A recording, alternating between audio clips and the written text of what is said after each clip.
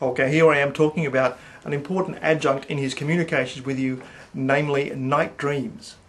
And I'm going to just say a few things about them and what you can do with them and how he's going to use them. They're typically vivid dreams with compelling themes, even for people who have never dreamed before. The voice switch and the hand trick suddenly kickstart the capacity to dream. I've done this with doctors.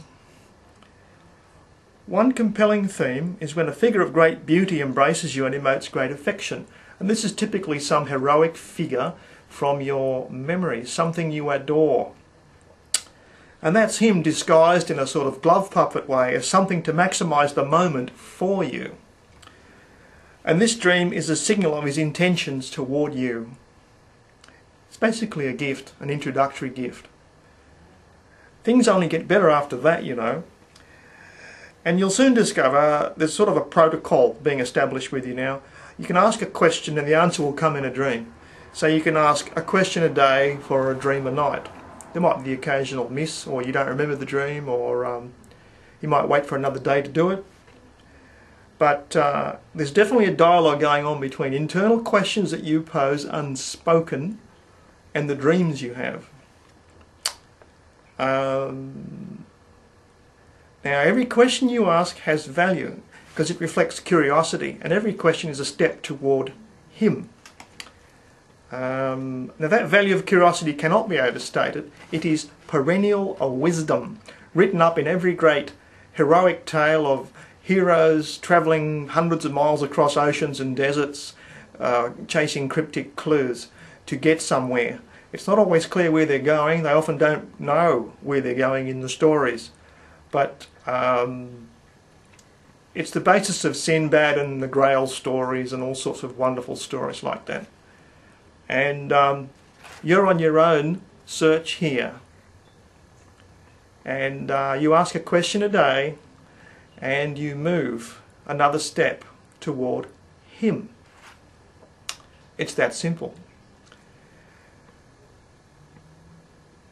Now you can ask, to prove that you're not going totally potty and you're not just dreaming all this up because you've read too much King Arthur or something, you can ask for your partner to be given a dream with a certain broad theme.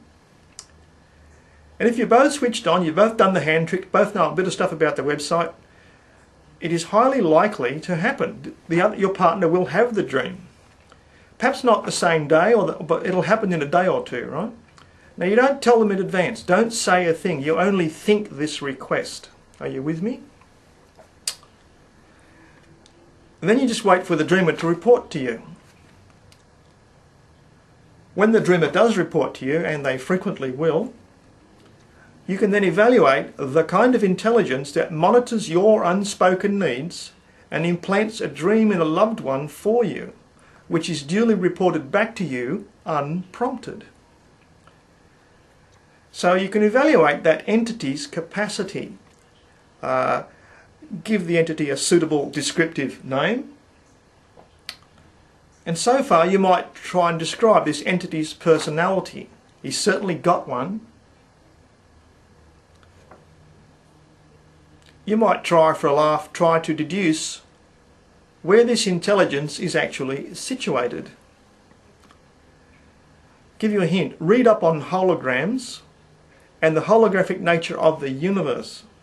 Means reading up a little bit on lasers, but it's all very applicable to you and your wonderful stream of dreams that you're having.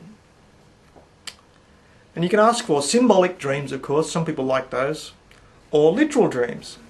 So you don't need dream interpreters for all this and dream manuals, because you're asking for a dream, you sort of expect the dream, and the dream comes in a format that you readily understand. What's the point of you getting a dream you don't understand? So that's night dreams, of course. Now, you can also have daydreams, which are very, very similar. And you can get, in daydreams, another trick. You can get coded answers. And I say answer, right? You get a coded answer in a daydream. So, and it's likely to be an unknown word spelled out for you, very clearly spelled out, but completely beyond your ken. A word you may never have heard of. It's likely to be a foreign language or something like that. So now you're going to look this up, and the face value may still be utterly meaningless to you. So you'll have to think about this for a while, and you might look in the background of this thing and where it leads. And you'll find somewhere in the background of this word you've been asked to look up in a foreign language that one of your questions has been answered. It'll dawn on you. Now this is evidence that the entity originating these dreams is more capacitated than you. Think about that. You're getting a pretty good idea of its personality and its capacities. Yet despite all this, it seems to be able to do almost anything, inject dreams in anyone's head, do anything it pleases. Yet for all this extra capacity over you, it wants simply to be with you. That should make a profound impact on you. That essentially you're being pursued by a godlike creature, and you find a better name for it, let me know. But ultimately this is all part of the accruing evidence. It's just going to accrue and finally snowball. And it's all part of the fun of being pursued by, romantically pursued, by a god. So, sweet dreams.